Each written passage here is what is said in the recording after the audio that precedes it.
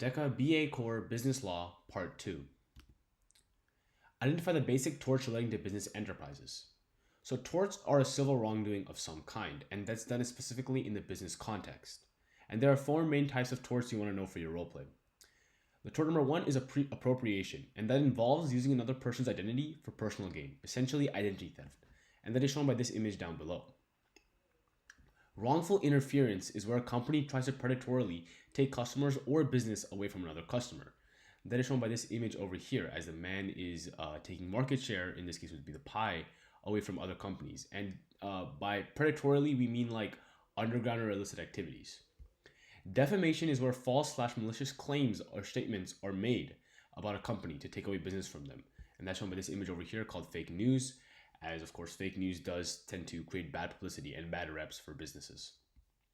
And lastly, conversion is when personal property is taken from the owner and given to someone else to use. So essentially over here, this image shows that the house deed has been overridden by someone else.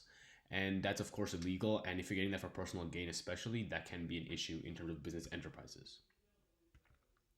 PI number 2, describe the nature of legally binding contracts. This one's really straightforward. A legally binding contract is between two or more parties, and signed by both. And upon the signature, all clauses of the contract are expected to be upheld by both parties, as designated by the contract. And the main thing about this contract is that it holds up legally in court. PI number 3, explain the types of business ownership. For this one, it's a little more complicated, so I have 4 main images to explain. On the top left, we have one man controlling a lot of things, taking care of a lot of activities.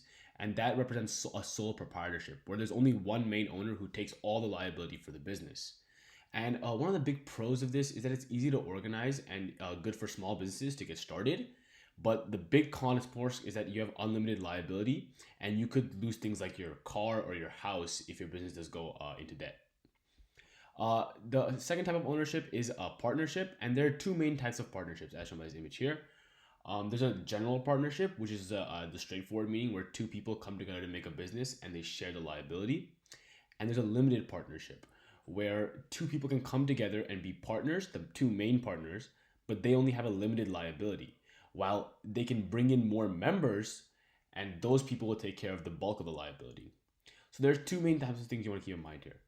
And the third type of business I'd like to explain is represented by this image over here. And that kind of connects to a limited partnership. It's an LLC. An LLC, the reason I have a member card picture posted is because it's based on membership. And in an LLC, it's very similar to a limited partnership, except for the fact that everyone takes equal responsibility, all members, even the founders.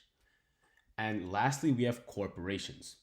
That's shown by this picture over here because corporations are known for their board of directors. And that is a key kind of hint to you in a roleplay, for example, that we're talking about a corporation here. And one of the big benefits of corporations is that they're easy to raise money, as of course you're doing through public stock. And also they have limited liability for the owners.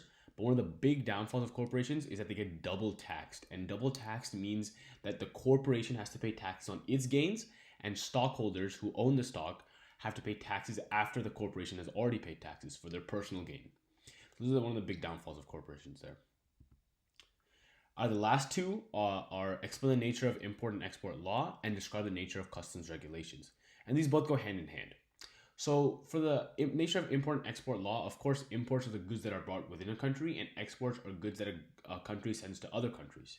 So import and export law, just by definition, has to govern what can and cannot be brought in and out of the country. And then describe the nature of customs regulations. That's just their goals is to protect the country's economy, people, and environment, and of course, monitor the flow of goods and further facilitate international trade.